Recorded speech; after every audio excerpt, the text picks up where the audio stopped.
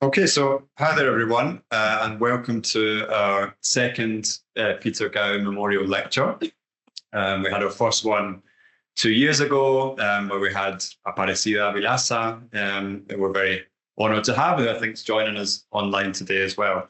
So first, I want to thank everyone for being here in person and online, and I'm sure more people will be joining us online over the next couple of minutes. I'm not going to take up a huge amount of time here. My name is Patrick O'Hare. I'm one of the co-directors of the Centre for Amerindian, Latin American and Caribbean Studies. My other co-director, Anna's here as well, Ana Gutierrez Garza. And I'm just going to say a few words initially about Pete and about the origins of this lecture. And then I'm going to hand over to Matteo Fumanti to say a few words, the head of department. And then, of course, over to Marcio.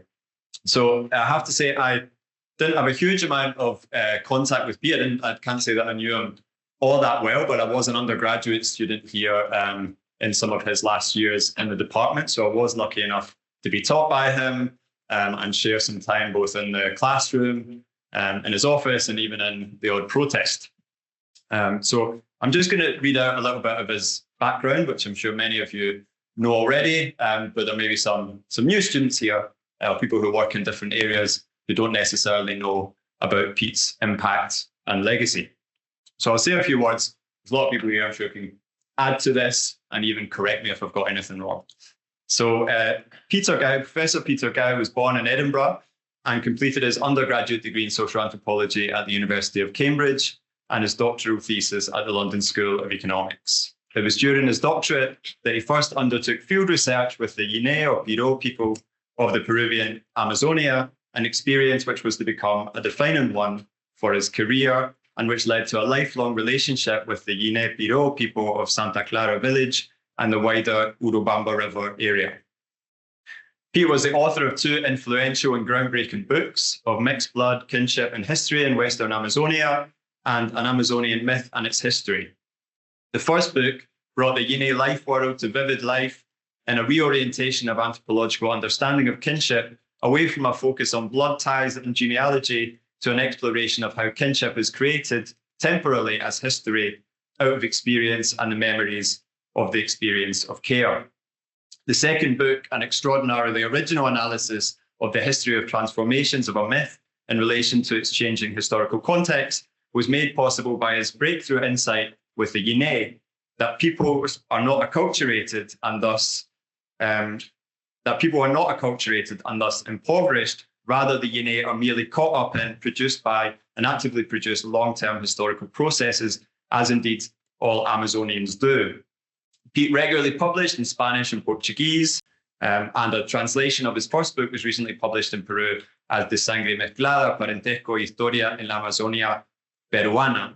And I wanted to give a shout out to a recent posthumous publication as well, and potentially Pete's last publication, which was co-authored, submitted before Pete passed, and Juan Pablo Sarmiento Barletti has been copiously working away a series of revisions to it, and it finally came out earlier this year in History and Anthropology, entitled The White-Lipped Peccaries of Neighbouring Peoples. And hopefully Juan Pablo is maybe with us online today. So as well as influencing colleagues in his field, Pete is remembered as an inspiring lecturer who trained up generations of doctoral students, and quite a few of his ex-students are with us here today, either in person or online. Always generous with his time and devilish with his humour, Pete's dedications to his students went above and beyond contractual obligations, and he kept in regular touch with his ex-students to collaborate and check in on their progress. In the words of his close friend and colleague and lecturer here, a professorial fellow here, Cecilia McCallum, for graduate students and colleagues, there will be no replacement for Pete and no substitute for his understanding of Indigenous worlds. Now, when Pete passed, there were a lot of commemorations of his life and of his work, and various special issues that came out. And the idea of the memorial lecture was our own contribution from St. Andrews and from the Centre for Amerindian, Latin American and Caribbean Studies, of which he was director for a number of years.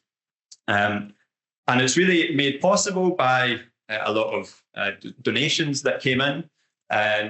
when we first launched the fundraising drive for the lecture. And the lecture today is made possible also by the generosity of colleagues who've helped to bring Marcio to St Andrews and host him.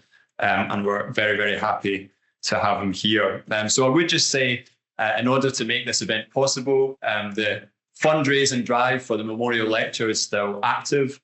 We'd love to have another one of these lectures in a couple of years' time.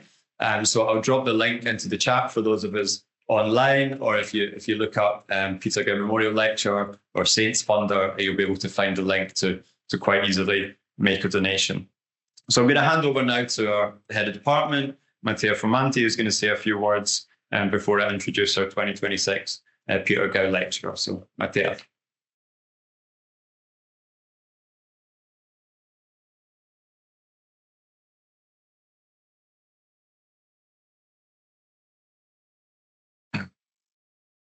Thank you, Patrick. Thank you very much. And it's great that Peter Gow Memorial Lecture is in its second instantiation after the first one 2 years ago. And we have a very large attendance, both in person and online. It's about 50 people. So very, very well attended. Thank you very much. So I'm going to say a few words about Pete as a former colleagues. And there will be, I hope, moments of, if you allow me, of a little bit of fun, because Pete had a very convivial side to him. And so thank you, Patrick, for asking me to say a few words about Pete as a colleague. Pete and I briefly crossed paths in Manchester when I was an Erasmus student on my way to a PhD, and he was already a famous Amazonianist on his way to a professorship at the LSE. For an undergraduate student like myself at the time, Pete had a quasi-mystical aura.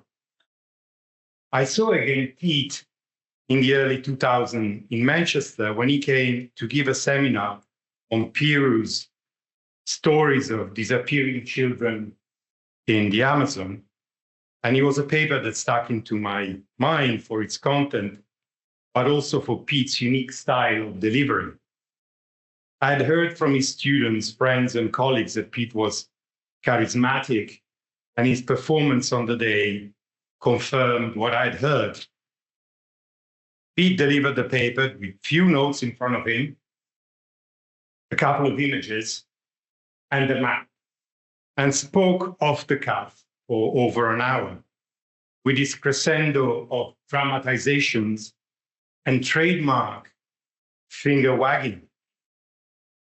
This was his style, which he also cultivated in his undergraduate and postgraduate lectures at St Andrews. Pete never used PowerPoints or slides at the time and talked often over the hour mark about many different subjects interrelated to the content of the lecture in one way or another, from Amazonian myth and kinship to politics to Scottish histories, myth, and genealogies. He was always very proud of his Scottish Highland heritage. The Gows, he was fond to say, comes from the Highland, from Blair Athol. When I first got to St Andrews, Pete felt that as a former Mancunian, I should be advised about what was the best policy as an incomer in the department. His advice was to not upset the administrative staff. And later I learned why, and for very good reason. And I hope you forgive me for this little impersonation. Mattia, he said, you can fight with anyone, argue with anyone, but do not piss off Vari and Lisa. And he was right. And I will end here, because as you know, I've got a tendency to go on for a while, with a note about Marcio. Marcio, you must know that I'm indeed very glad to know you and meet you in person for many reasons, but I heard a lot about you from Pete. You were very often mentioned in lectures seminars and in more convivial contexts. At some point, I thought that you were not real, that you were part of the Amazonian cosmology. Pete would always bring up your name to stress the point he was making about Brazil or Amazonian kinship or personhood or cosmology. Aparecida Vilasa was the other name that always came up in this conversation. And he would say, and I leave you with his words, as my friend Marcio Goldman, do Departamento de Antropologia do Museu Nacional da Universidade Federal do Rio de Janeiro, says, Pete, Afro-Brazilian religion and aesthetics are territorios existenciais, existential territories. I'm much looking forward to hearing what you have to say in your paper, Nothing is Simple, an ethnographic theory and its history. Thank you very much.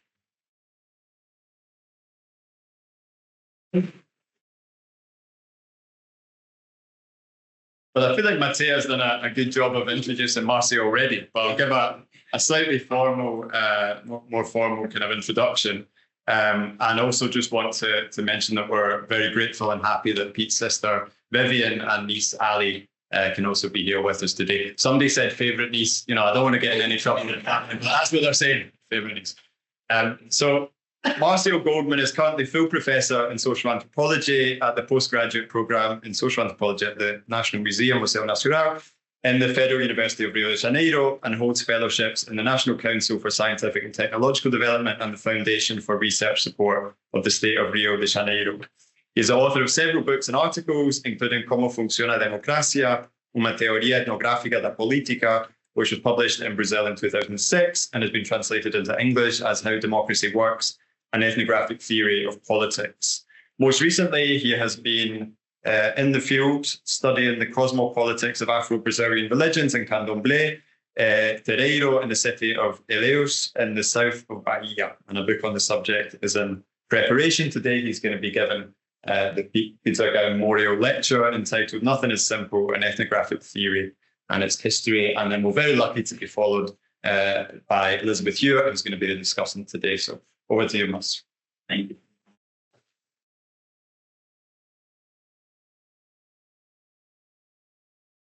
Well, good afternoon.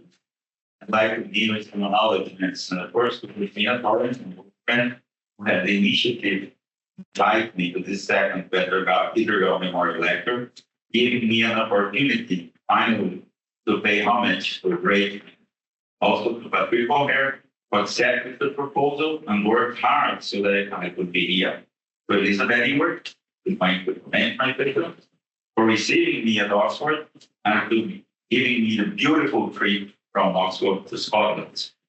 And to the class and the University of St. Andrews, of course, for the invitation and the initiative in creating this conference. To Gabriel Soares, who translated my text. And to everybody I have the pleasure of meeting through Peter Gao. As Stanislas Zibina said, he always was a kind of giver or donor of persons, making it so that his friends became friends among themselves. There are so many, I shall avoid mentioning names, not to forget anyone. And thank you to all of you here, there, today. And well, even knowing the limited reach of what I say now, that's okay, sorry. Even knowing the limited reach of what I would say, I would also like to register my respect for the pain and the struggle of the Palestinian people. For me, it is at the same time very beautiful and very difficult to pay homage to someone as close to me as Peter Gao. In the many meetings that colleagues and former students organized soon after his death, I could not say almost anything, but I hope that now I can. First, a sort of footnote to explain my title. Like me, Peter was a fan of Pedro Almodóvar's Talk. In this film's very last scene, a character tells another, one of these days, me and you should talk. Yes, and it will be a lot simpler than what you think, the other answers. Then the first character concludes, nothing is simple. I'm a ballet teacher and nothing is simple. Well, the second character is a travel guide writer. And Peter and I started to joke, distinguishing people between ballet teachers and travel guide writers. Peter, of course, was part of the first group, those for whom nothing is simple. Anyway, I try to avoid an excessively personal tone, but our intellectual closeness, more than our personal relation, made this text a sort of extension of a dialogue that we often had regarding a question that interested the both of us, the possibility of what I would call an ethnographic theory of mixture. As we know, even if he didn't put it in these terms, this was the theme that Peter worked on during the beginning of his career, which resulted in Of Mixed Blood, one of the best ethnographies ever written, and to which we return to before leaving us with his unfortunately unfinished book, Audacious Innovations in Peruvian Amazon. Well, actually, it's not exactly a return, but something he never stopped working on. In the last paragraph of Mixed Blood, he takes this expression, audacious innovations, from an old text by Lévi-Strauss. He takes it to close his book, and I quote the last two sentences of Mixed Blood. We already know a great deal about the profound transformations in the traditional structures of native Amazonian society. This study has investigated one of their audacious innovations.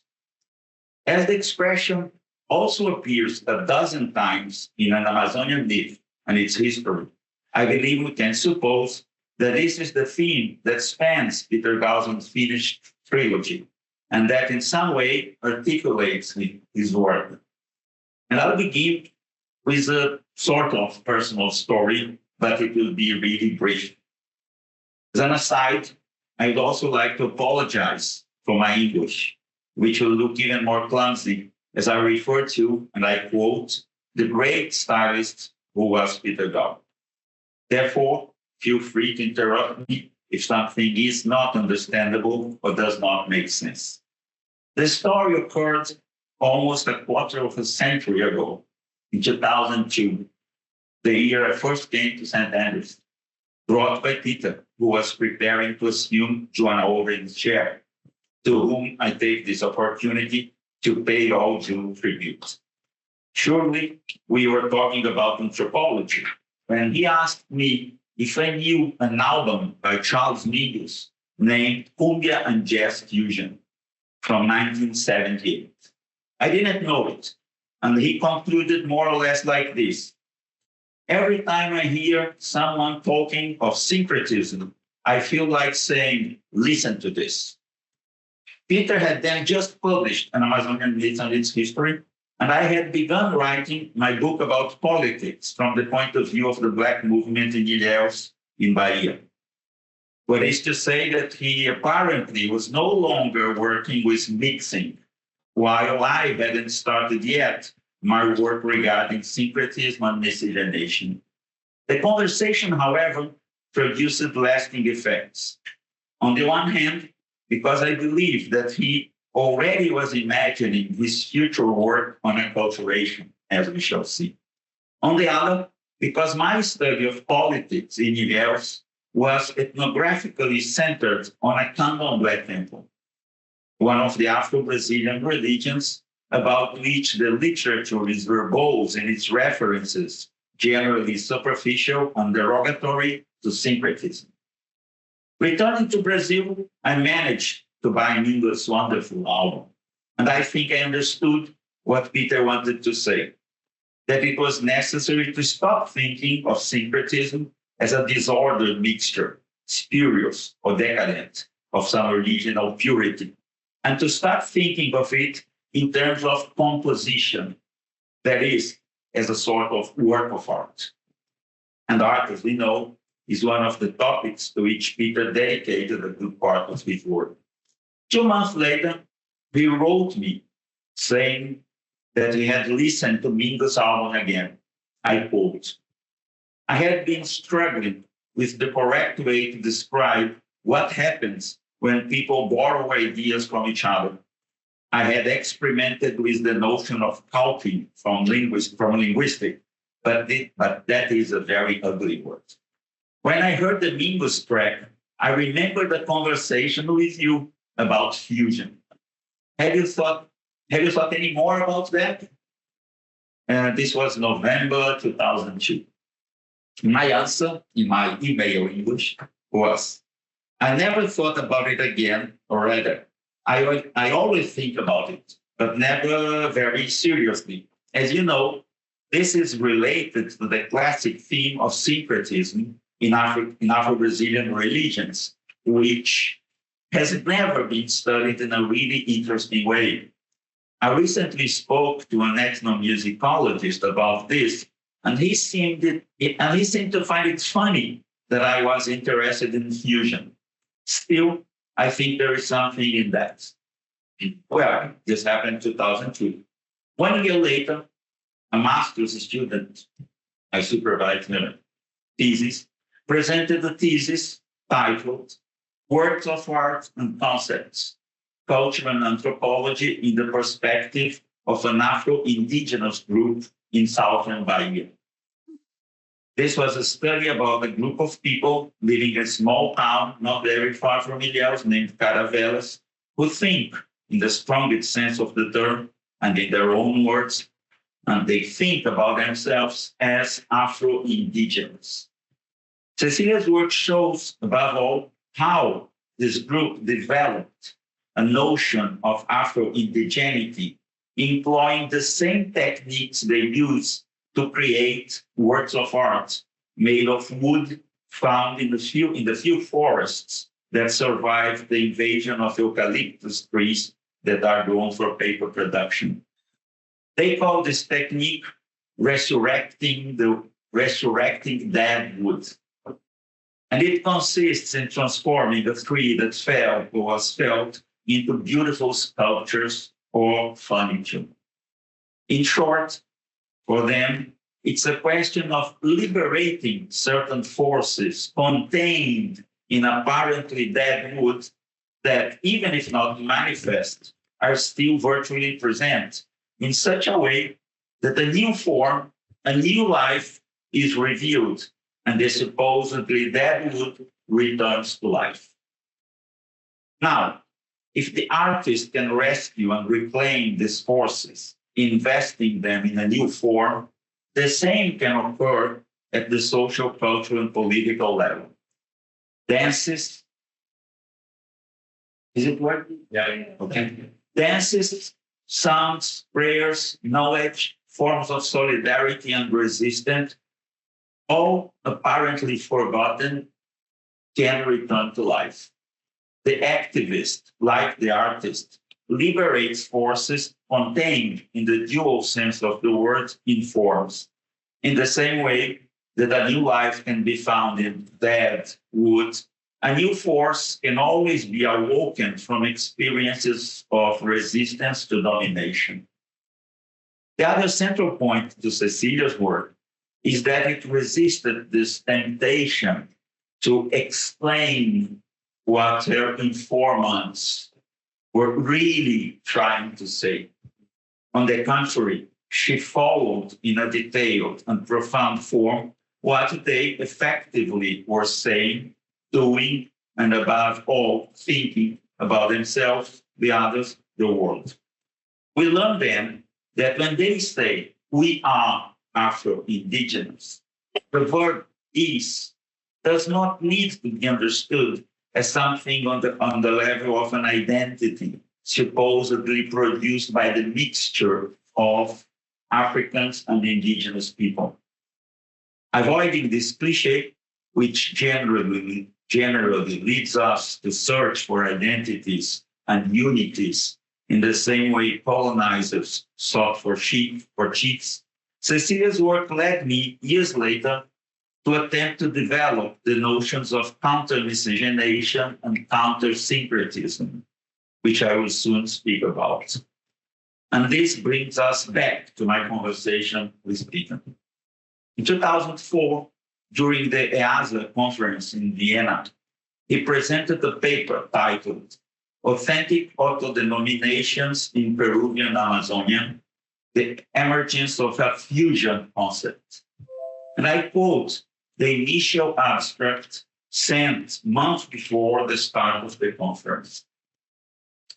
This paper will argue that such authentic autodenominations for indigenous people in Peru and Amazonia are in fact complex fusion concepts generated in practical interactions between indigenous people and agents committed to the politics of representation.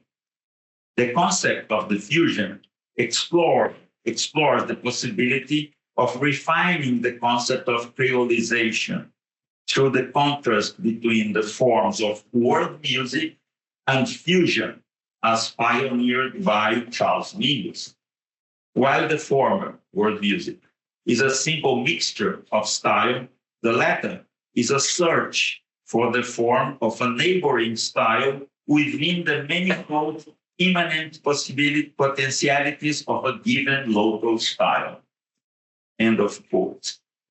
The paper, as it was presented and later published in TPT, ended up being, however, quite different from what was initially promised.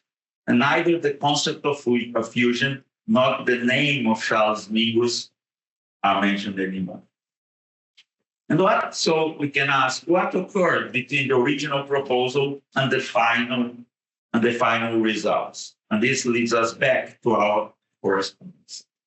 In an email from September 2004, entitled in Portuguese, Fofoca Transcendental Gossip, Peter explained to me what had happened. So allow me a long citation. When I gave my official paper in the session of creolization, I had to admit that my abstract was very pretentious and silly. I admitted that I had tried to write the paper listening to cumbia jazz fusion, and nothing came. I had read about jazz and fusion and Mingus and got nowhere. The next morning, I woke up into an epiphanic. I remembered that Mingus suffered all his life because he was never black enough. Other black jazz musicians always said he was too white, as did white jazz critics.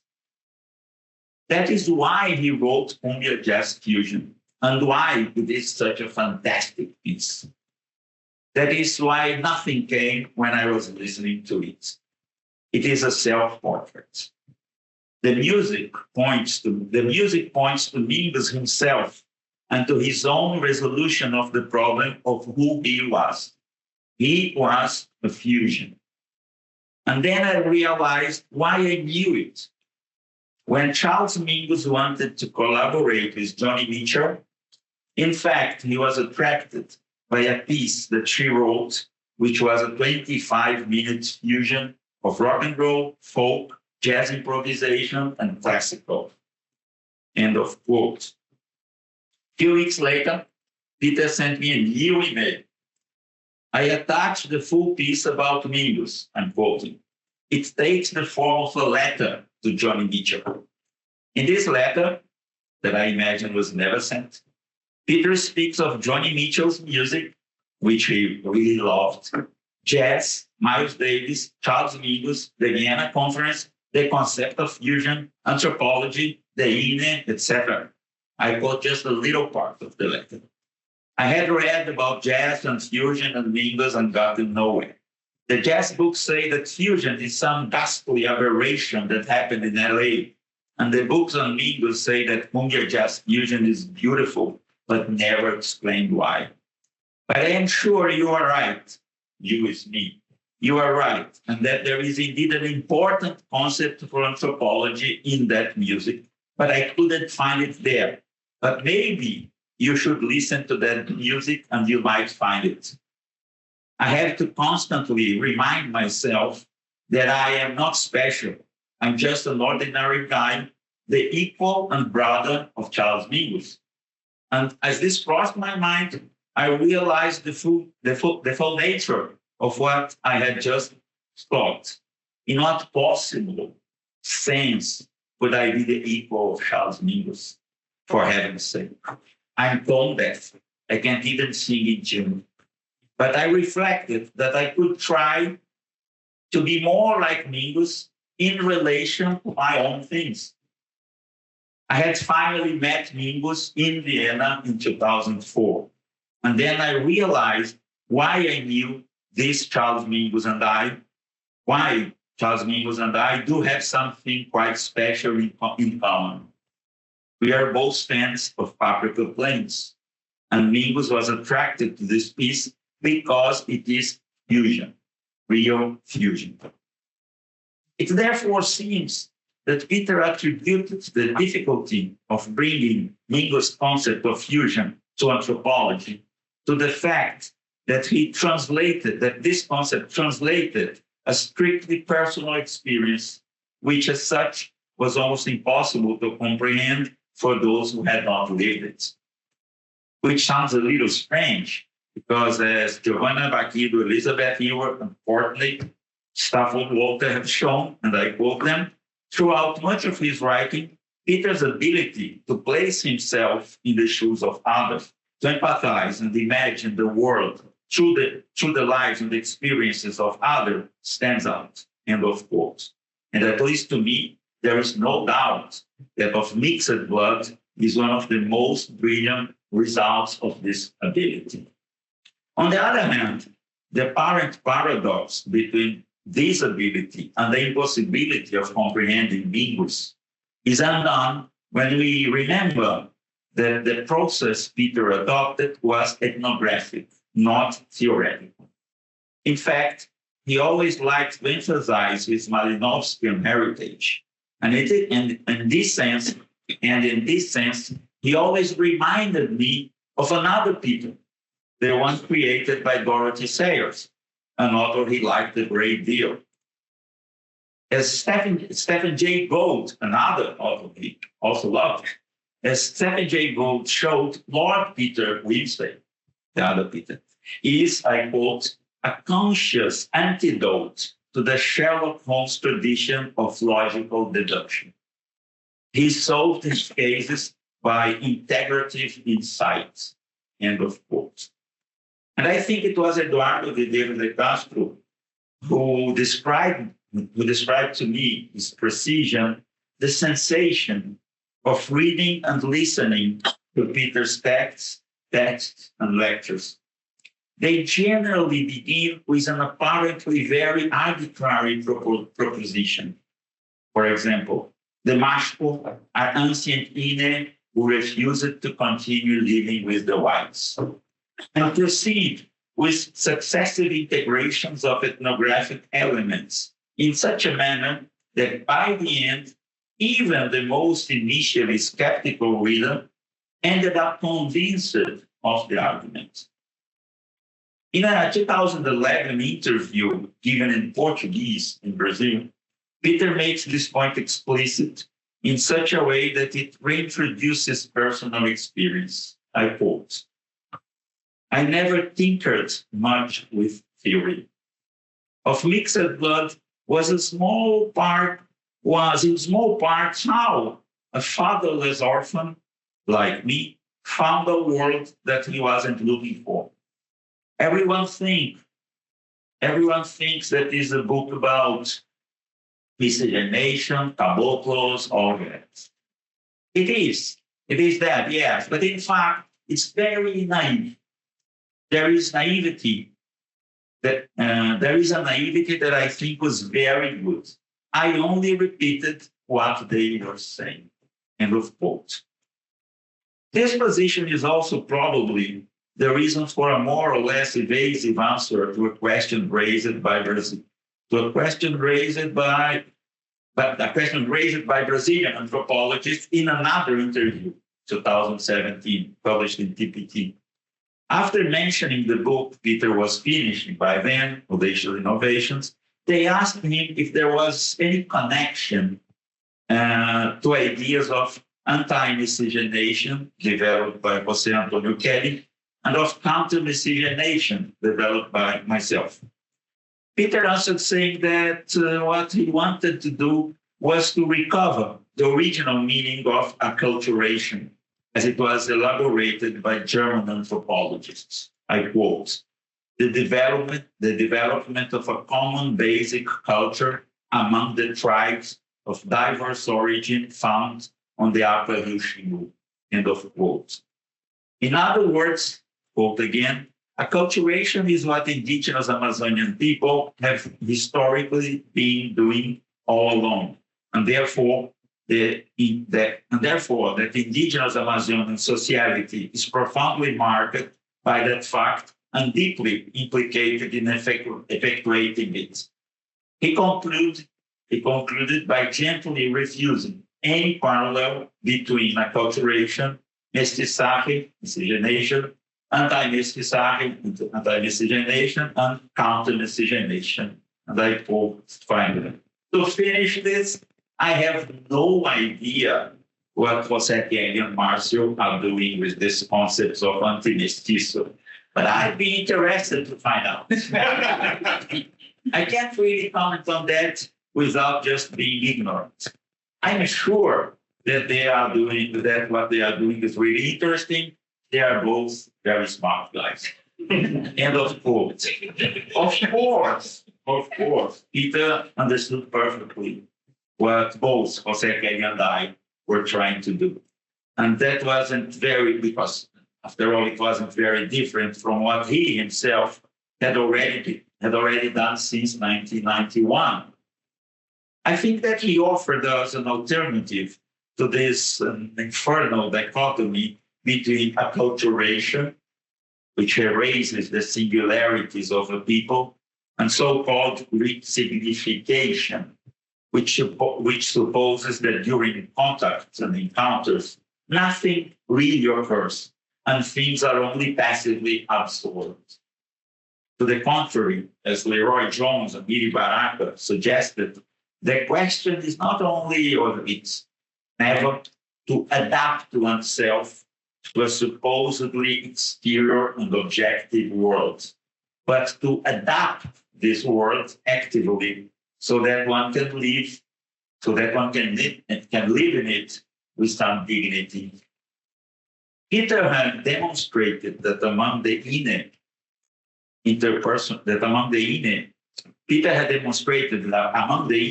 interpersonal differences could not be codified by collective differences.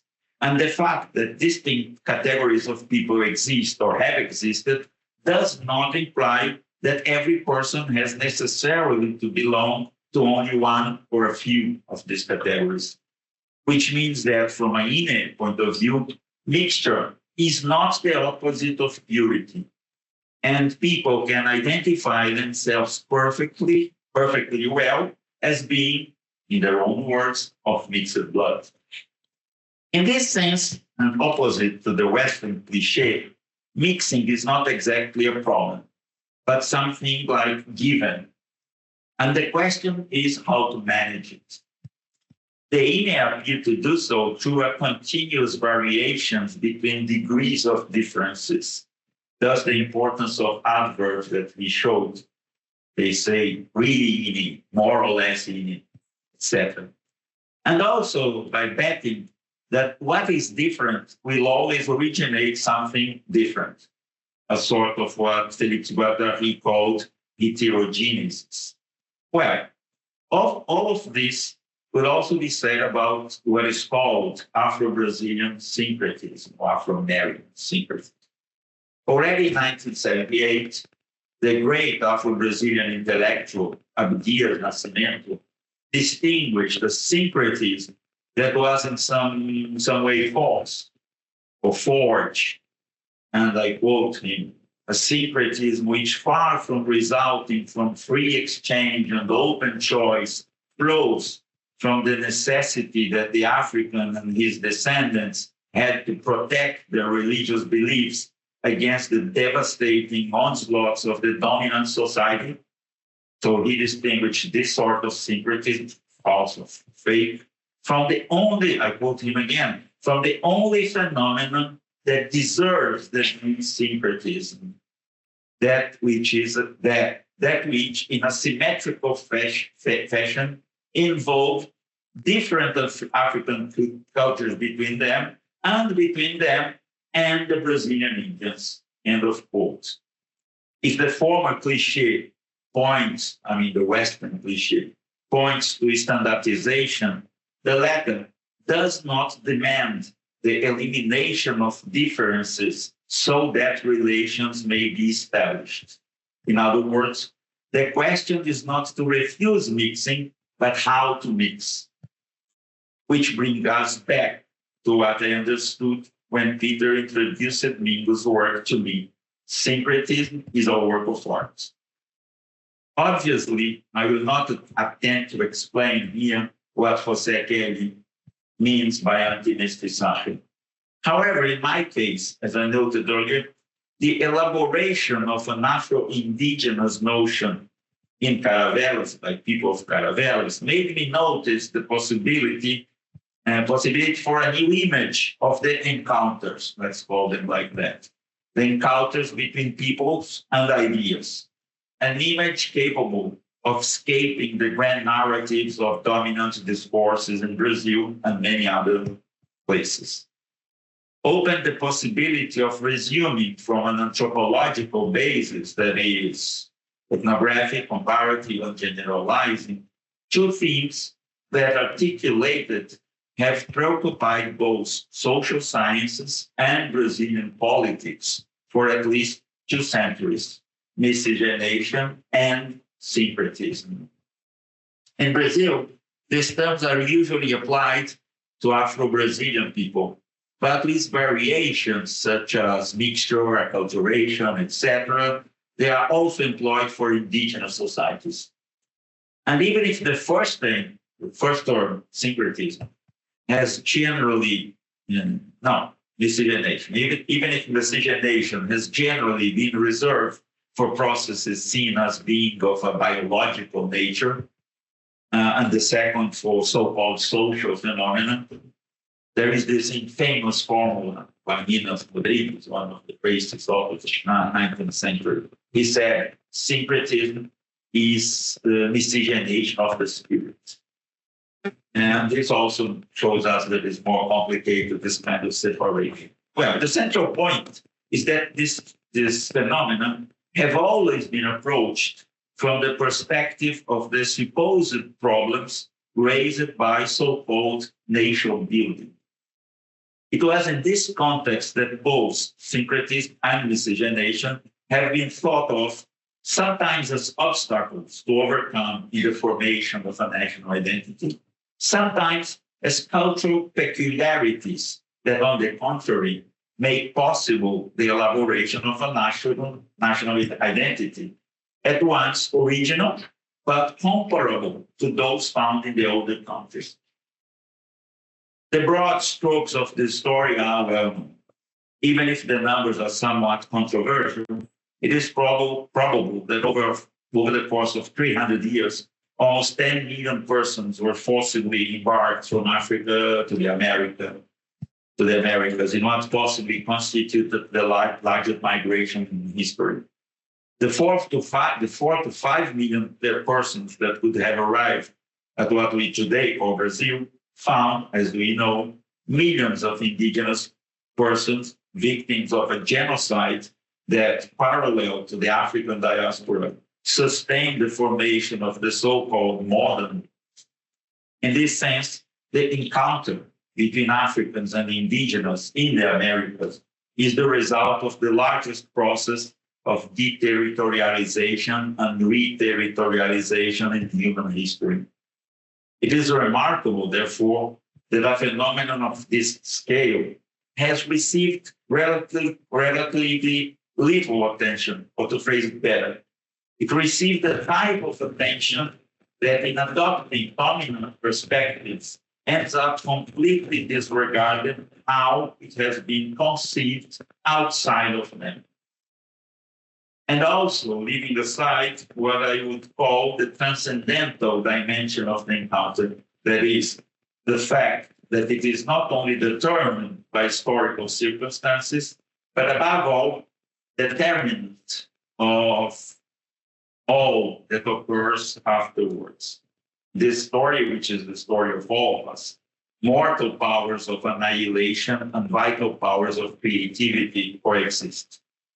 Of course, it would be absurd to ignore the reality of the interactions among all the peoples that participated in this process. On the other hand, it is worth highlighting once again that in Brazil, the indisputable fact of these broad interactions always tended to be interpreted as a problem for the formation of the country as a nation state. And that it was on this register that the issue was thought of, especially from the first half of the 19th century with the country's independence, when the question of the mixed population's role in the construction of what should be Brazil was raised. And what is valid for theories of miscegenation also applies for those regarding syncretism. For the intellectual elite of that era, the coexistence of a civilized society, white and European, with another primitive, black or indigenous, constituted an inevitable problem.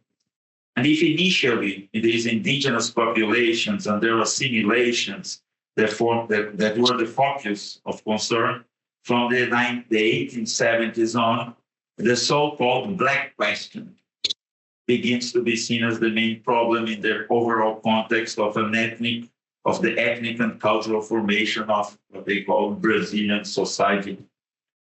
From a very general point of view, I believe it is possible to sustain the theories regarding syncretism and miscegenation bifurcate two types of perspective that I call negative and positive. The negative one saw both phenomena as evils to be avoided and to be fought. Okay, and they can be avoided or fought either through plain segregation and elimination, or by erasing one of the elements of the mixture through a sort of directed mixing, what people call purification, that would get rid of the undesirable traces through the introduction of desirable ones, and thus dissolve the supposedly inferior element in that seen as superior. The positive perspective, on the other hand, accepted both syncretism and miscegenation, and even celebrated them as great accomplishments to be preserved and developed.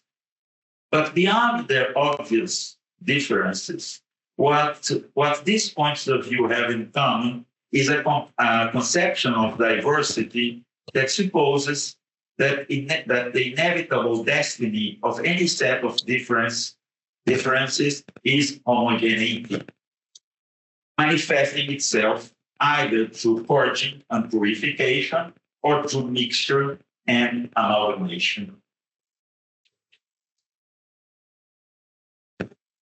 In contrast with these dominant forms of thinking, some at least recent ethnographies have been showing that many indigenous and Afro-Brazilian groups developed different perspectives about miscegenation and syncretism. Perspectives, I believe, that can be seen as counter discourses regarding this phenomenon. The point is that these counter discourses do not presuppose homogeneity as the horizon of interaction between differences, do not suppose that the combination of elements with diverse origins must necessarily result in either a process of simple syncretic confusion or in a process of homogeneous flattening. These counter discourses proceed, on the contrary, through what I would call modulation of diversity, a process of continuous variation in which in the coexistence of different elements, in which the coexistence of different elements there can be a level, this is quite wrong, a process of continual variation in which, in the coexistence of different elements, there can be a level where they effectively combine, but also levels in which they remain in some way distinct. That's why I try to apply to syncretism and miscegenation a procedure that Gilles Deleuze, following the Italian playwright Carmelo Beni, and using a term borrowed from mathematicians, and Deleuze calls it to minorize. To minorize means to subtract or to extract, to cut off the major and dominant character from a plot, where Carmelo Beni does it in plays like Romeo and Juliet, you kill Romeo the first scene. So then you rewrite the whole thing to see what happened if Romeo is out, because he's the dominant character, okay? Subtract the major and dominant character from a plot so that the plot can develop in a completely different way, actualizing virtualities and possibilities blocked by this major character, and thus allowing a rewriting of the whole plot. In my case, it is a movement to liberate syncretism and miscegenation from the theoretical ideological domination and obfuscation produced by the presence of a major variable, the white character, the Romeo, also, of course. What would happen then to syncretism and miscegenation if we suppress from them not the political, historical, and intellectual fact of their encounter, but the major vertex, the ones? How would syncretism and miscegenation appear if we listen to Afro and indigenous people without these over-codifying elements?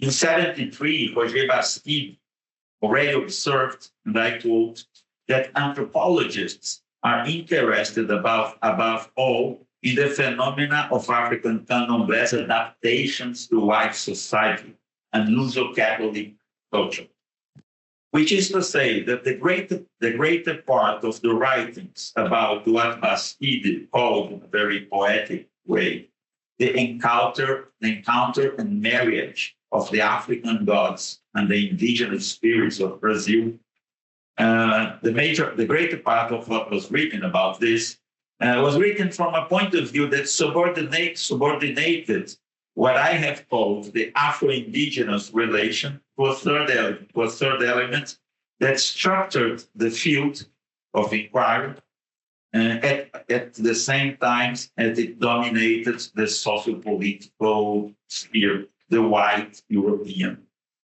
As it occurs too frequently, the point of view of the state with its nation-building problems had gotten the upper hand, imposing a sort of certainty which seems to have lasted to the present day, that the only legitimate form of identity is national identity. So how to avoid this whitening of the Afro-indigenous relation, and therefore what we call miscegenation and syncretism? It always seemed to me that the starting point consists precisely in understanding the very term Afro-indigenous in the same way that the persons and collectives who consider themselves Afro-indigenous do, or in much the same way recognizing that the term Afro-Indigenous has can be seen as having an Afro-Indigenous origin. From there, it's a question of listening, following, and employing native and local reflections to develop ethnographic theories. Only in this way, I think, can we open the possibility of an anthropological reflection worthy of the topic, trying to elaborate on an academic key what the persons and collectives with whom we live elaborate on an existential one. This makes me repeat the obvious. The relation between the races, which we are told harmonically gave origin to Brazil, are not the same when viewed from a perspective other than that of the dominant groups. By counter-miscegenation and counter-syncretism, my intention is not, therefore, of course, to allude to a refusal of mixture in the name of some kind of purity. Counter should be understood here in the sense of Pierre Plastre's contre l'État. In English, they translate against the state, but against and contra, so I'll keep the counter anyway. What means a sort of exorcism of the one, of the unity, and an affirmation of multiplicities. And let us remember that Plastre also taught us that if this one, this unity, kills, it can only do so because it is in some way already inside that what it is, which raises the question. No, that's it. It's also important to stress that even if it is possible to say that counter-miscegenation and counter-syncretism invert or oppose miscegenation and syncretism, this does not mean that they are symmetrical, nor they are opposites of simple inversions. For they can also contain miscegenation and syncretism without ceasing to be distinct from them. Thus, counter-miscegenation and counter-syncretism can be comprehended both as the practices that oppose miscegenation and syncretism in a radical form, straight and radical form, but also those that take possession of them, incorporating them into a mode of thinking and acting in which words and deeds become moving forces that operate in a way that is above all strategic and tactical.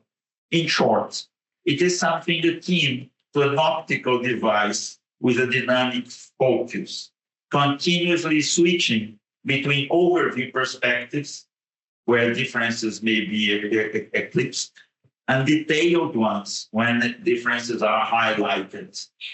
Well, I suppose that all things considered, that's what Peter was saying without tinkering much with theory, different from me, of course, since 1991. Where then would lie the point of disagreement, or rather, the difficulty? First, why did the concept of fusion not work? Then, why did the notions of anti or counter miscegenation not seem useful to him?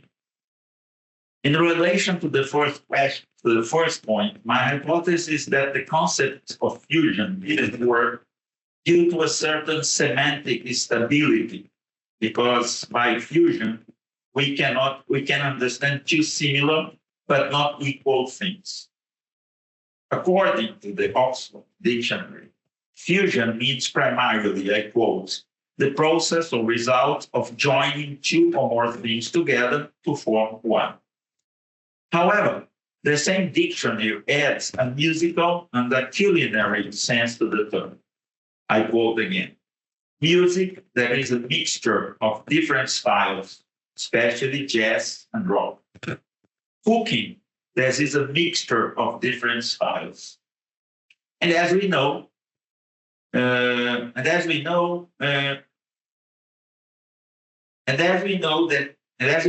a dish flavor or a song's beauty are appreciated as a whole does not diminish the pleasure of distinguishing their various components, quite the opposite. Besides that, you probably still remember Evans Pritchard's famous analysis of Ewart segmentation, based on what he called the principle of fusion, precisely.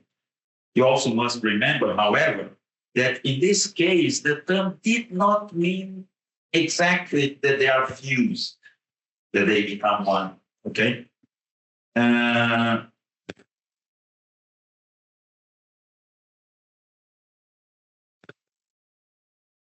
Well, you must also remember, however, that in this case, the term did not mean that as they fused, newer groups effectively became a new unity, since the definitive union of two or more groups into one is not the same thing as the segmentary aggregation, which is always relative, contextual, and above all, reversible.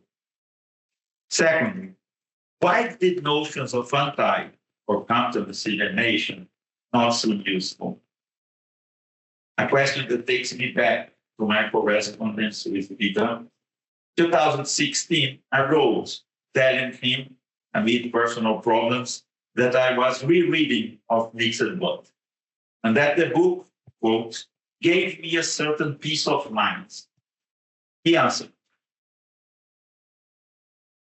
the idea that of mixed blood could be reassuring to anyone amazes. I think it is a very polite book about an atrocity. End of quote. 2 years later, 2018, while preparing a presentation for a lecture in Oxford, I asked Peter how I should translate the term contra-mestiçagem precisely into English, and tried to summarize what I intended to do in my presentation. I quote part of my English. What I tried to, which is also part of what I already told you. What I tried to do is to establish a contrast between the grand theories of nation building in Brazil, which call on notions of miscegenation and syncretism, and perspectives that can be found in our fieldworks with indigenous or Afro-descendant peoples. In opposition to these official grand theories of standardization, I believe that local discourses and practice revolve around the same thing, which I call counter-miscegenation and counter-syncretism, operating in a different manner. As the contemporary Maroon leader, Antônio dos Santos, said, things can come together without mixing. Needless to say, one of the central inspiration for this is of mixed blood. After all, I started learning the notion of counter-miscegenation from reading your book, but it took years for it to make sense to me. My point is that you were the first to expound an ethnographic theory of counter-miscegenation as fostered by the INE. The fact that they don't use the term is significant, but when we correlate that with the fact that we can't stop using the word, I think we can extract something interesting. As you yourself wrote, what Malinowski asked, do words mean? And then he answered, well, this is really difficult. I once asked all my colleagues at the LSE if they knew of a non-pejorative translation in English of mestiçagem, and none of them did. Miscegenation should be right, but definitely it's not. If you are going to give the talk in English, you are going to have to confront the problem of why English does not have a word for miscegenation. Of course it does, and that word is miscegenation. But that word is not going to easily get your audience to where you want them to go. But is the word recuperable as a translation of mestiçagem? Interestingly, most anthropologists who read of mixed blood assume that the book is about mestiçagem, a concept that is mentioned there only once in a quote. That's true, checked. Because nobody I know in the Bajo Lubamba would know what it means. My suggestion is to bite the bullet and translate mestiçagem as miscegenation. This is exactly how my dictionary defines it, and the fact that English speakers are really queasy about the word is their problem, even if empirically interesting. If anyone says mestiçagem and miscegenation are different, you just ask them how. It's curious, however, to observe that in the 2017 interview I quoted before, the same topic had already been addressed, but in a slightly different way. And I quote, I think the problem with the word mestiçagem is that people use it to cover everything. But what they don't do is an ethnographic theory of it. What do local people mean by it? These words are used by anthropologists to mean something, but it's not so clear what they mean. They say, this is an example of mestiçagem, and one would think, well, is it? End of quote. During the same interview, Peter also says, I've pretty much just finished writing a book called Audacious Innovations in Peruvian Amazonia, an ethnographic theory of acculturation. A book that he had announced in another interview in Brazil, 2011, actually. And with his ever-present generosity, he credited me with introducing him to the notion of ethnographic theory. That, of course, is mine. Mine. And then he says in the interview, well, God, I read Malinowski, but I never noticed that bit. What an ethnographic theory is. End of quote. And then I will finish here. It reminds me that from time to time, we used to think about writing something together, in a way, on those topics. Something we never did. But probably, because we feared that differences in objects and perspectives would be an obstacle. But who knows, maybe what you have just heard has been precisely that which we never did. A sort of fusion where differences are not eliminated, but on the contrary, shed light on one another. Thank you very much.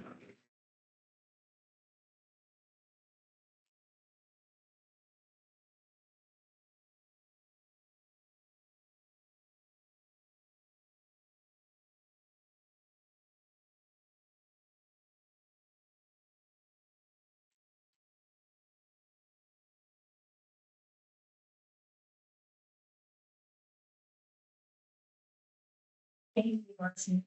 Just very fast, I'm just going to introduce Elizabeth Ewart. Elizabeth Ewart is an assistant professor in social anthropology at the University of Oxford.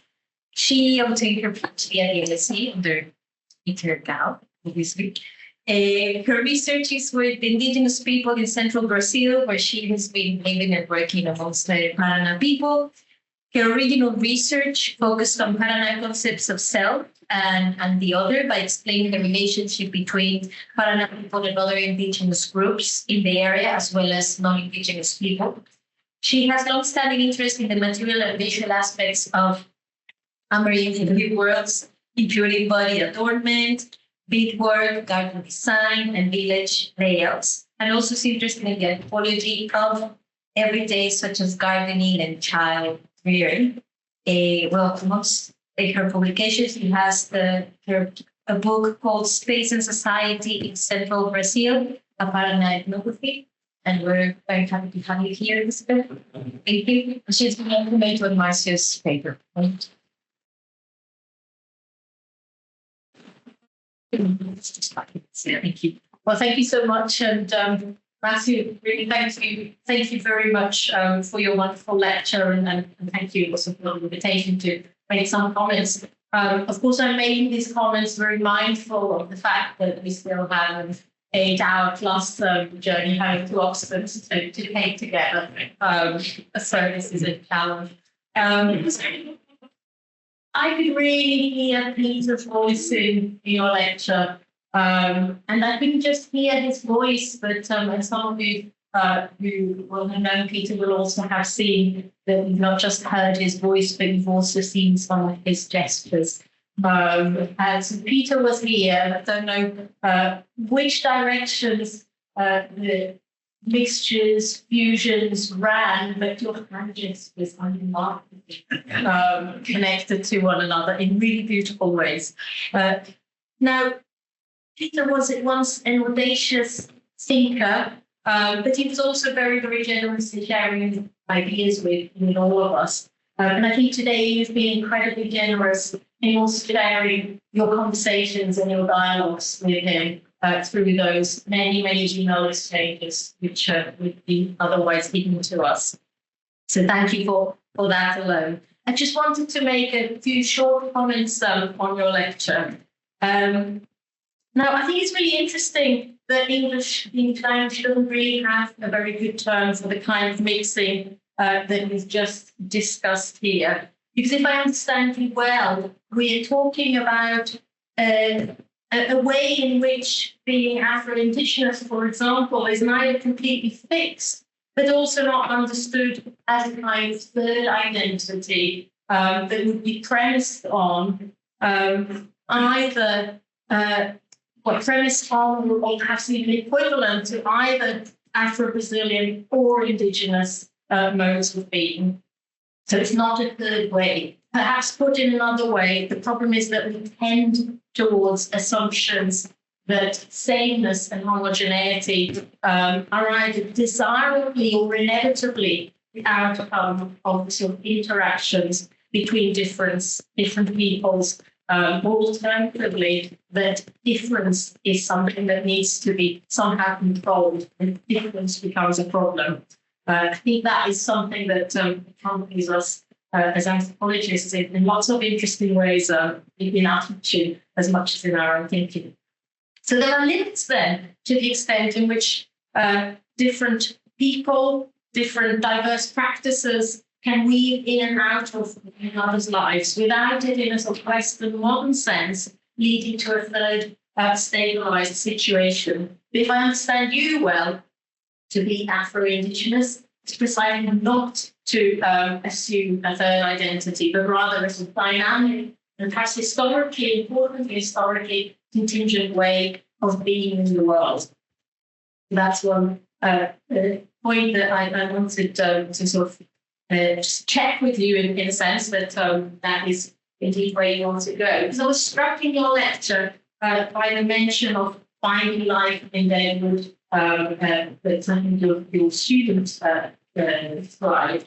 Finding life in Deadwood, surely a beautiful, really beautiful way of pointing to the historical contingency of Afro-Indigenous identities. For instance, you were in the dead, after the Deadwood arises, there's always the possibility of life in the Deadwood. And I wonder if you might want to sort of think more with that kind of the sort of affordances of that idea, that image. Now, difference then is a problem for us. As you've shown so lucidly, difference is not at all a problem for Afro-Indigenous people. It's definitely not at all a problem for the people that I'm so perhaps more familiar with our people. There's often difference in the condition of lives. We might even go as far as to say that difference is probably not a problem for the majority of the world. Surely something for which we will mixture then doesn't become a problem, and it's not opposed to purity. I don't know much about painting, but I do know a little bit about knitting. And something that sort of really strikes me is that when you think about painting, maybe food as well, I don't know, but painting certainly puts a number of colours together and you always end up with a third or a final colour. The great thing about knitting is that that doesn't happen, right? So you've got colour strand work that gives rise to new possibilities, but they never become something other than constituent parts of themselves. You can bake them with colour or business or that. So I wonder if there's other kind of materials alongside the dead wood which you think about. Anyways, now what did I want to finally say? I was struck finally then by your phrase in the lecture about how people think about being Afro-Indigenous in the strongest sense of the term. That was how you phrased it. And I was wondering whether you might want to pick off the questions, whether you might want to elaborate a little bit more on that. What does that kind of thinking look like in the graphic sense? What does it look like in people's lived experience thinking in the strongest sense of the term? And if you could take us a little bit into the lives of people to show us what that might look like. And finally, thank you so much for sharing your thoughts with us. I think it.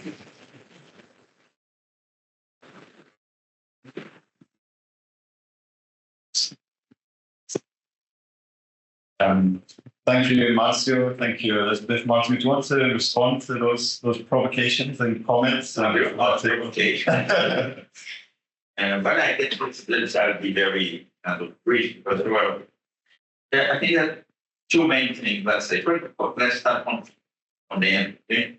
It's probably not very well written in English, but the strongest sense of the term refers to think, right? Not the actual theory. So because what is to think in the strongest sense of the term? I think it's to create. Also, there, as we go back, that art is a very nice way to think about it because we all know that art is a creative process. Sometimes we don't really believe that science or philosophy are also creative processes, but about art we have no doubt. So sometimes art is a better model to think than science or whatever. And they are very connected to art. They're doing sculptures, they paint, but also they do everything. So when I say think, it's something like that. So they are kind of like Mingus was,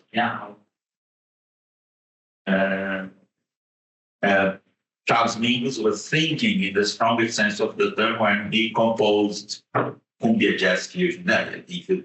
I'd say just like Peter, if you never listen to it, please do it. It's something now it's very easy. You go to the Spotify, whatever, and you can listen to it immediately. It's unbelievably beautiful, and you can feel all the story because there is a level where cumbia and jazz are separated in the music, but there is a level that they are something sort of, I wouldn't say one, but or third, but that's the point. I think this is the other point. I think that the interesting thing is not that we have this tendency. Okay, you have Afro, you have Indigenous, and then if you put them together, you have a third thing, which is Afro-Indigenous. But I think that I'm following what those guys, I know them personally. I know them through the work of my student, but I also, I took her there, produced them. So I'm in touch with them. And I was always fascinated for this kind. I had no time to more ethnographic examples, of course. The papers I wrote, most of them are in Portuguese. They have more ethnographical examples, especially from my work with this syncretism and Afro-Brazilian religion and so on. But their case is so good because they are so sort of very clear about what they are doing, what they're trying to do, that I just use their case as a, short presentation of what I want to do. So what I think is that sometimes they think, I think this is the interesting, and I think it's really difficult to people who kind of learn how to think in academic, university, very Western ways of thinking, it's sort of difficult for us to follow them because sometimes Afro-Indigenous is a third thing, is a new identity, and sometimes it isn't. And they move between those positions with such a speed that sometimes you cannot follow them.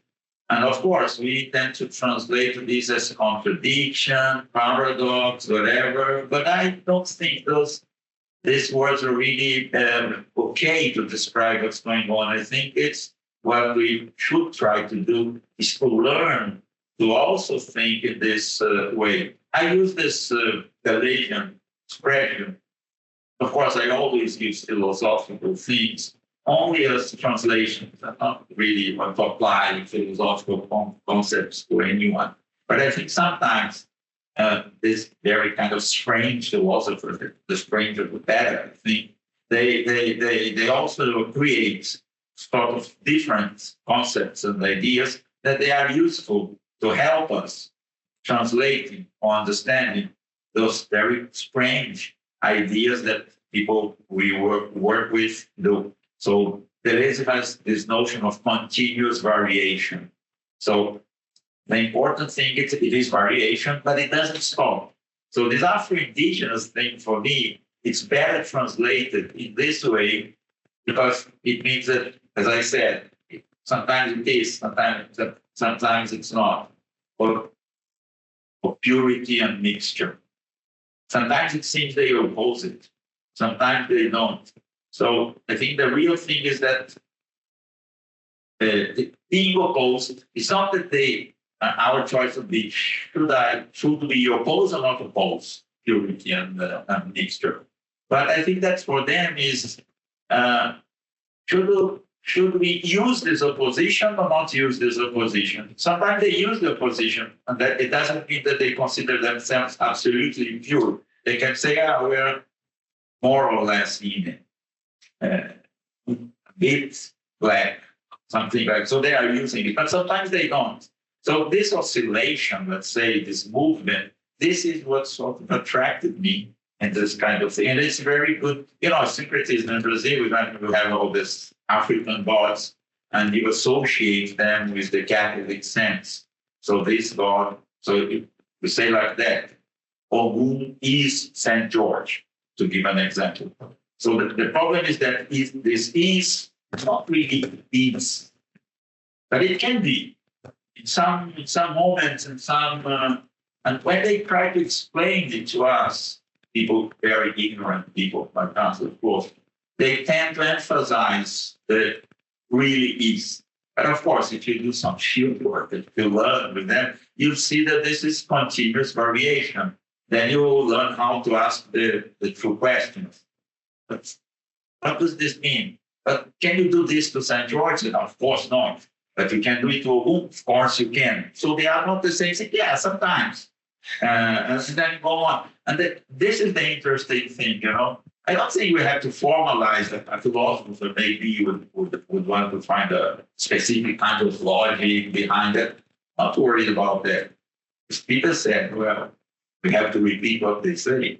But we have to repeat what they say in a way that other people that don't know them understand. So you need to do some sort of, translation, whatever you want to call it. I don't know. This is our business. And we can use the philosophers to help us. So they don't like the idea, but I would say so. But I don't know. This is what I can answer. But thank you very much. And this thing about this meeting. Of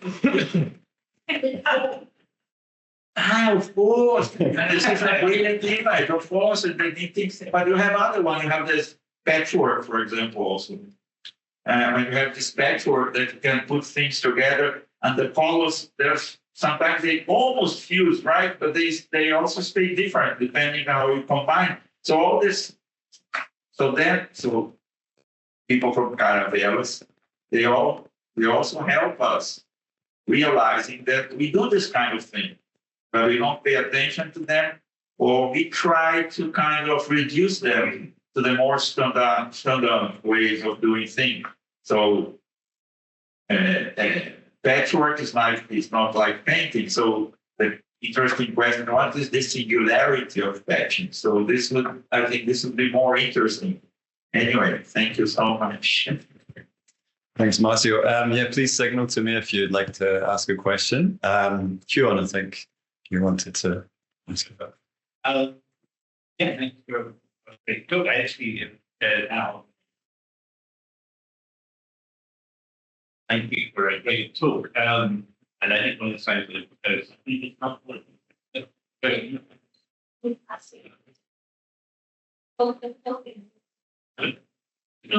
That's not.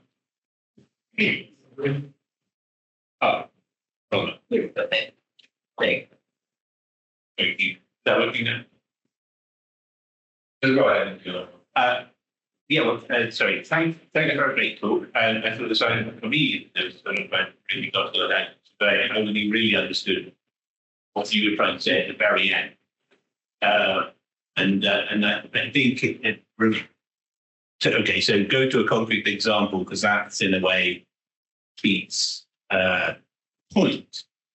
I was thinking many years ago, I was asked to get some works of sculpture for the Cambridge Museum of Anthropology. I went to Jamaican artist, quite well known, called Doc Williams, and he worked with alabaster. So his ideas about the alabaster was alive, that you gave shape to the object. It took on the life of its own. I said, oh well, I need to purchase these two works for this museum in England that you've never heard of. And he produced two works, one of which was he called David and the Snake. And David and the Snake was a human figure wrapped around with a snake. And he gave quite an elaborate story to this, which was in the Bible, David gets involved with the snake. And then the second piece was a river maid. And he was having a personal encounter with this river maid. He had this was a mermaid who lived in the river. It was very interesting. Could not find any reference to David and the Snake at all. Took these objects back, put them in the museum with very sort of careful notes about what he told me.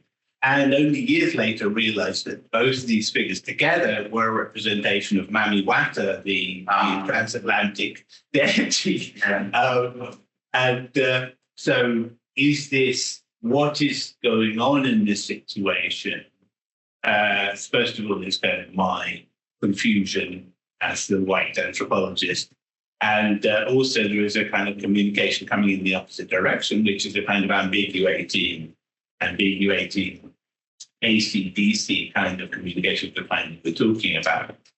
So then I realized that sort of at the end of the talk, what you're, and then fitted that back to the point you were making about the question of how to communicate in a situation where your communication is always being invalidated by the categories people are using, the white society is using to talk about. So this is looking at kind of the questions you're thinking about forms of communication and to understand better. I think so. So that was, but I suppose the question might be: is that example of the sculptures, is that syncretism, or is it something else?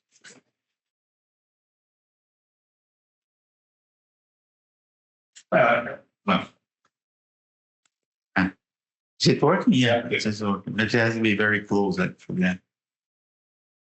Oh, I don't know. I tell you a story as an answer. It will not answer you, but anyway, we can think about it anyway.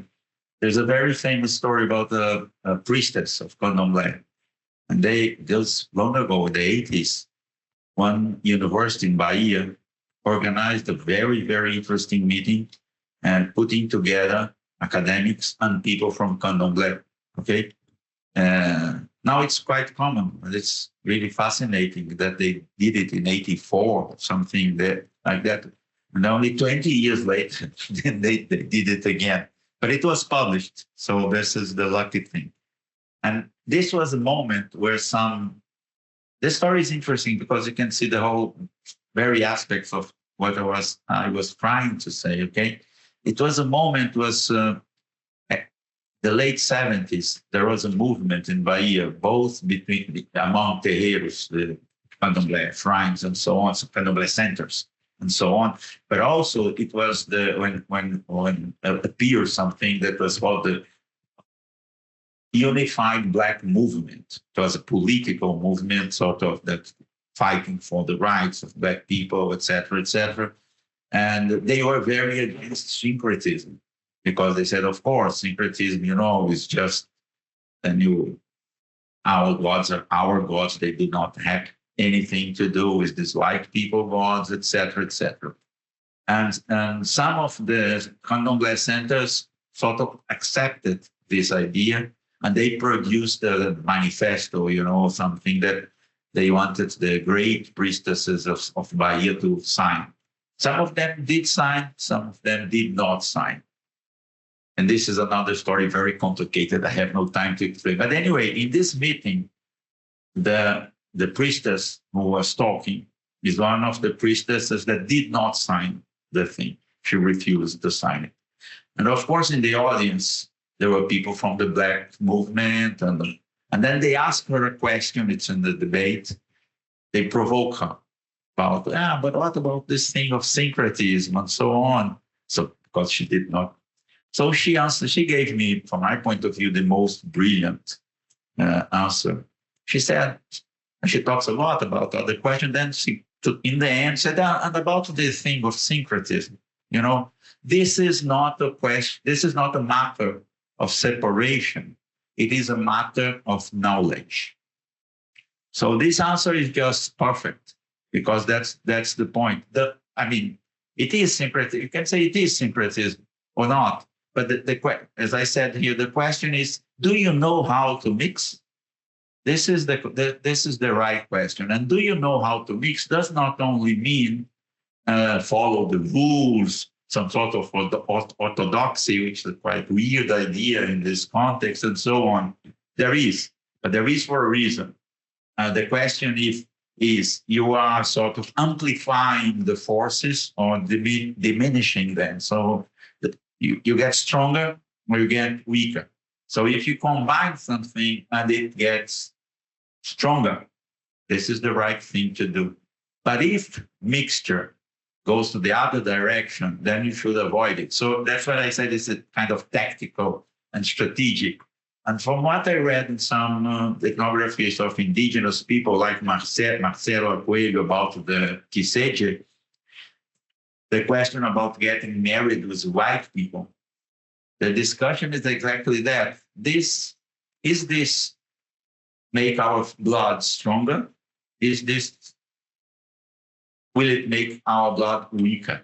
And this is not a dogma. They discuss it. So some people think it is this, some people think it is that. So there is no universal rules for mixing is good or mixing is bad. As everything in the universe for these people in general, everything is risky. Everything, you have to take care with everything. You're not kind of sure of the result, as Donna Haraway say. You always stay with the problem. I don't think they have the illusion that they can get rid of the problem. They stay with the problem. But the thinkers, and to think in the strongest sense of the term, is precisely that, is how do you handle the situation? So that's what I said, do you know how to mix? You don't know how to mix. In this situation, it's better to mix or not to mix, and so on. So you have a sort of spectrum, that at one point said, no, we don't want to mix. Right? So just to finish, many of the priestesses that signed the manifesto, they went on doing syncretism in their houses, the images of the Catholic saints are there, etc., etc.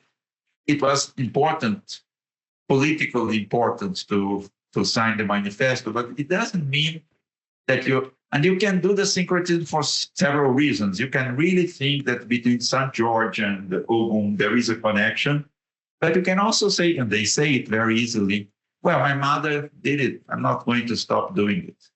So we just follow it because it is a tradition, so it's important to keep it, etc. But you don't care if they have some connection, if they don't have some connection. Sometimes you do, So I think that this is kind of the perfect anthropological object because only ethnography can handle the thing. I really don't believe you can find this kind of model that can, put many people try. Of course, I'm not convinced, but none of them. I think of mixed blood is exactly that. That's what Peter said. That he doesn't try a kind of general model. Of course, it is. That's what I think Malinowski called an ethnographic theory, precisely because it's ethnography, but it has a theoretical level that helps you understand other ethnographic situations without meaning it's the same situation and without meaning you are applying this, like applying something to the other thing. Well, that's not what I think.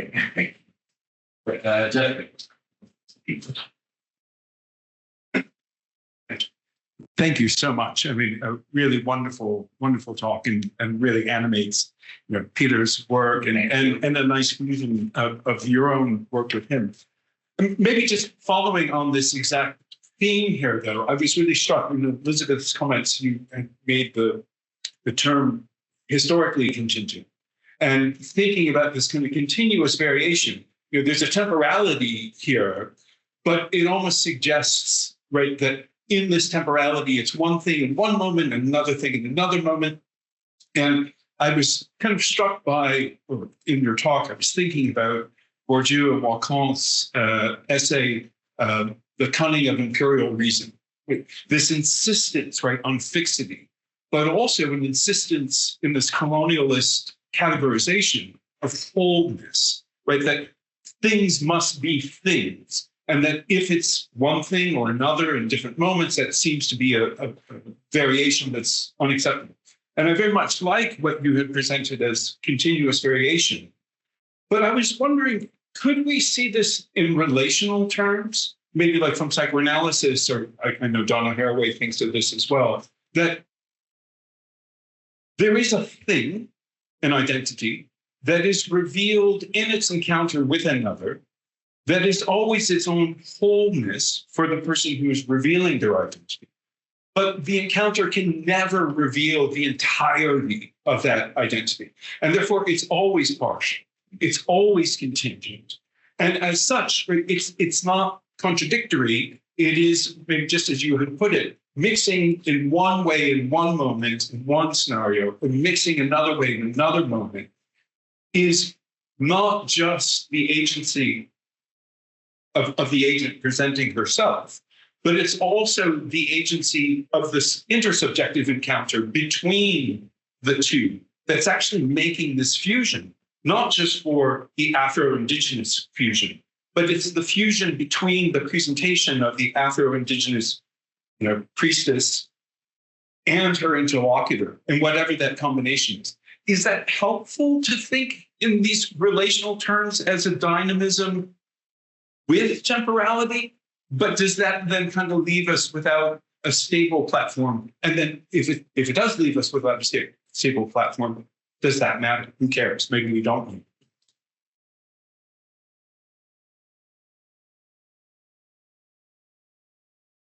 When I was writing the thing, I just remember the Newark. It's probably, 20 years ago. I not read the notes, so I had to have a look and so on. But this, well, of course, it's a brilliant book. I prefer Godfrey Linhart's Divinity and Experience anyway, but that's okay. Yeah. And this idea of he uses, it's funny because Evans Pritchard used this notion of fusion, but that is, when you look at it, it's not really a fusion. Because the newer groups, they are one in one level, but they are two in another level.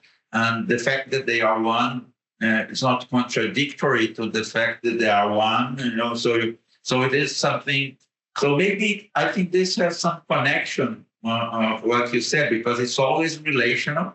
It has to do with temporality, because the fusion was, going to fight somebody, or the revenge thing doesn't operate here, operate there, etc. But it's always moving, right?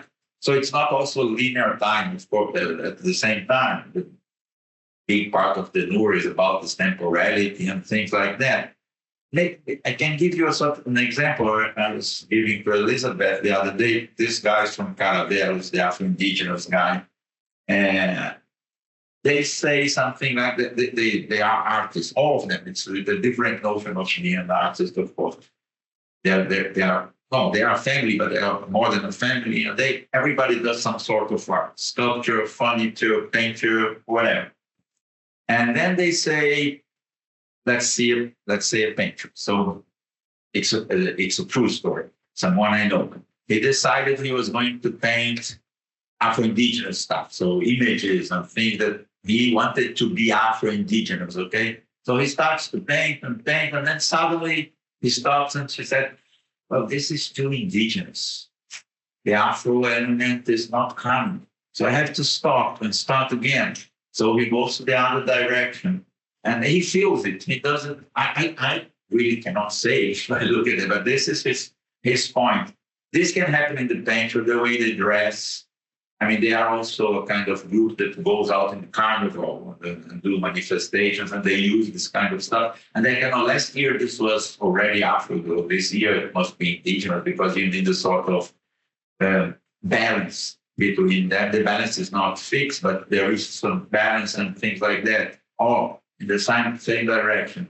But I mean, you can pick several ethnographic examples throughout Brazil. In the northeast of Brazil, Pernambuco, there is candomblé, more or less like the candomblé of Bahia. But in Pernambuco, this candomblé is always connected to another, well, I was going to say Afro-Brazilian religion. They say Afro-Indigenous religion, okay? It's called Zurema. And the spirits of the Jurema are not the Orishas from Africa.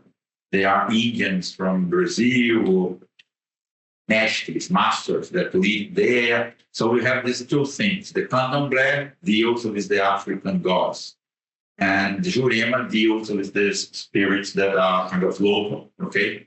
And in Recife, they say, I mean, they exist in the same shrine, the same houses. So you have a place there where you cultivate or you make cults to the Orishas and to those caboclos. Let's call them caboclos to be simple. Never together, never at the same time, because they should not be together. But you must do both things. And sometimes strange things begin to happen in the terreiro. Anything, somebody dies, etc., etc.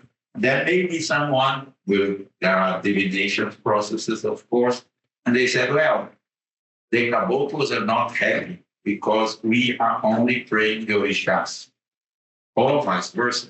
So then you have to do some feast for the caboclos. So you go moving from here to there all the time, like this painting, you know. Oh, this is too Afro. So now I need for two. The guy told me once I decided to cut my hair in an indigenous style, but it ended up Afro. So we don't know exactly what happened. There are some forces that maybe are controlling me. So you kind of interact in this sense of relation. Of course, and you're right. It has to do a lot with the subjectivity. But you know, subjectivity, identity is a very poor form of representing subjectivity, of course. At least after Freud, if you're identity and subjectivity, of course, it's much more complicated than the identity that is, you know. But they know exactly how to play the identity game. For example, they know that politically the identity game can be very, very important. And they will know how to do it. But it's not that they believe that identity is, you know, the final thing. Anyway. Good time. Thank you very much. I've really enjoyed being in the presence of Pete again. And I wanted to thank you and others for bringing him with you. And I think I'm very mindful of the problems of sound, so I'm hoping that my voice is coming through. But it seemed to me that in the impersonation by Mattia, And in Elizabeth's comments about hand gestures, and especially the finger, which I recognize from Pete, I also recognize this in my friend and colleague, Christina, because when she gets worked up and wants to make a point, out comes the finger. So I'm just wondering whether your talk wouldn't have worked just as effectively in demonstrating Pete's theory of fusion without the sound, because of embodiment, because we are each other, and perhaps the difference between individuals and bodies and persons isn't quite so hard and fast and definitive as we might think. So perhaps the living aren't as so completely alive as we might imagine, nor the dead as completely dead as we might imagine, because there's been a sense of a kind of seance here of making Pete present. And I've really enjoyed hearing him and thinking with him and arguing with him again.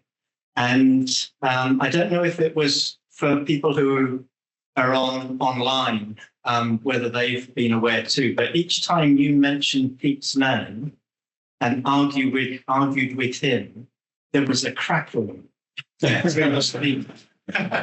And so rather than a scene in the book or the last track on the record, I wondered if you'd seen that film Interstellar with Matthew McConaughey.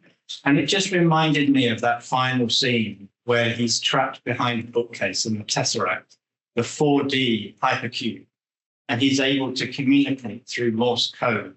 And I would just like to think that he's writing the end of his unfinished book through his scratchings through the speaker. So there's not really a question or a comment. It's just thank you for bringing him back again. It's a very nice comment. Thank you. That's it. Yeah. Oh, sure. Thank you so much. Thank you, Marcio, and thank you everyone for the questions and the comments. I like the idea of the seance tone. Perhaps as we are talking about Afro-Indigenous and Afro-Brazilian religion, maybe some kind of possessions was possessed by the spirit of Pete earlier on. But anyway, I would have. Yeah, also, there is something in Afro-Brazilian religion that's called irradiation, which is not really a possession. I mean, you are not taken by the spirit. Also, because you should not be taken by the spirit of the dead. Yeah. You can be taken by the gods. Mm-hmm. But the radiation is something that, it just touches you. But so maybe it's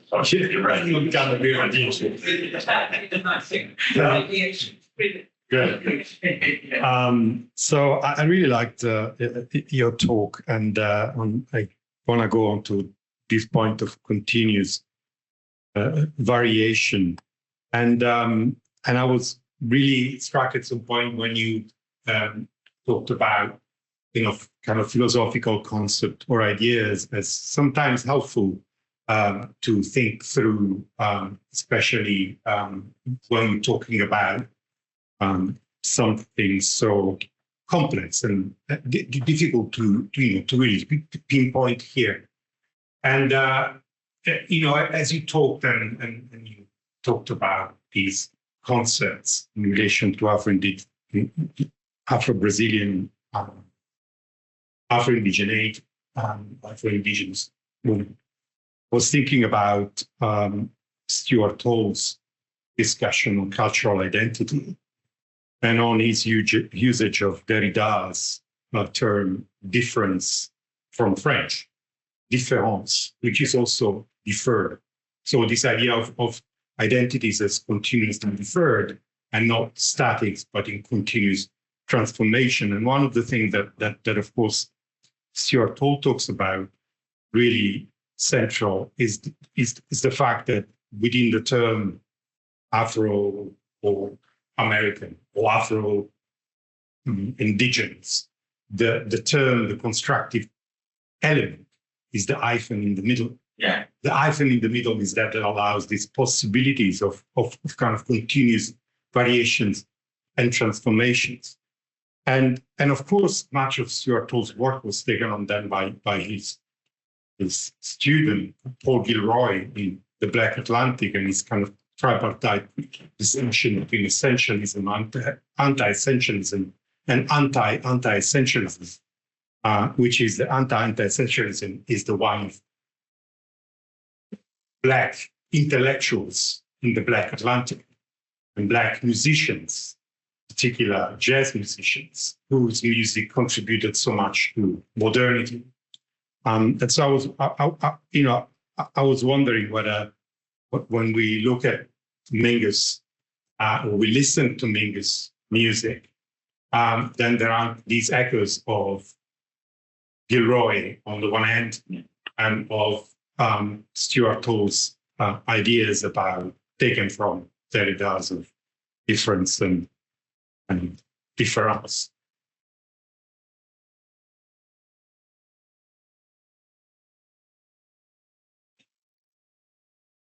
I don't know if I can say anything about that. I have to think about that. But I tend to agree with you, actually, because it's precisely that. Because actually, this thing of difference is interesting, because sometimes you can think of difference as a proposition. So then you have kind of this identities, But the interesting about difference is differentiation, actually. The thing that it goes on changing and changing. I just mentioned very quickly this also concept of Felix Guattari of heterogeneous. So this idea that the different always produce difference. I mean, this is not that he's not saying that it's always like that. He's saying that this is the most interesting aspect of difference is differentiation and not opposition. We anthropologists with this theory of identity, Marx and everything like that, we generally tend we put difference inside, but then the function of the difference is to produce identity. And I think what I would say that the function of identity is to produce difference. So like Afro-Indigenous it's more or less like that. You could say you have two identities there, Afro and Indigenous. But the only function of these identities is to produce continuously differences that are differentiated from themselves and on and on. And again, this looks very abstract. But when I talk to my friends about syncretism, or when I talk with these guys in caravelas about it, for me, it's very, very concrete, because they say, man, we are African, and they can tell you, I am African because my father, from my father's side, etc., and I am indigenous because. So there is a level, as I said, where identity plays a game and plays a role, of course, okay? But this is not the point. The point is what you do with it. So you do it to kind of freeze the identity and play the game of contrast. It was like that Marcio used contrast with difference or whatever. So to contrast, and then, or you play a game which took, from my point of view, and also from their point of view, a kind of creative process. I mean, the difference always creates something that is also create the new, as people generally define creativity. So you can generate the new, something different. And of course, that's what they expect. And they really believe that even if you have kind of limited set of things to combine, that you can always generate something different. So this guy I quoted very briefly, he died a few years ago, this Maroon Quilombola leader and thinker, Antonio Discussant. He was always, thinking about that. And he called this polytheism. Not exactly in the sense we use the word, because also, you say polytheism means lots of individual words, of course. Okay. So he said, no, that polytheism is the ability, the capacity of always including a new one in your set of divinities. So even the Christian God, he says, even the Christian, but we have no problem. They are not, so they cannot include our gods there, but we can. So another element, everything changes because there is a new element coming in. But this new element does not play the role of be the kind of over codify the thing to be the, you know, the big thing that black bloc, of course, and maybe something like that. Thank you. Well, we're pretty much at time. So if anyone's still got any questions or comments, hopefully we can continue with that over a glass of wine and some food in our social anthropology coffee room. So if you want to, those who are here in person, accompany us over there. Thanks to everyone who's joined online. It's been great to see so many friends and colleagues of Pete's and friends of Cass, and really appreciate you being here in different time zones around the world.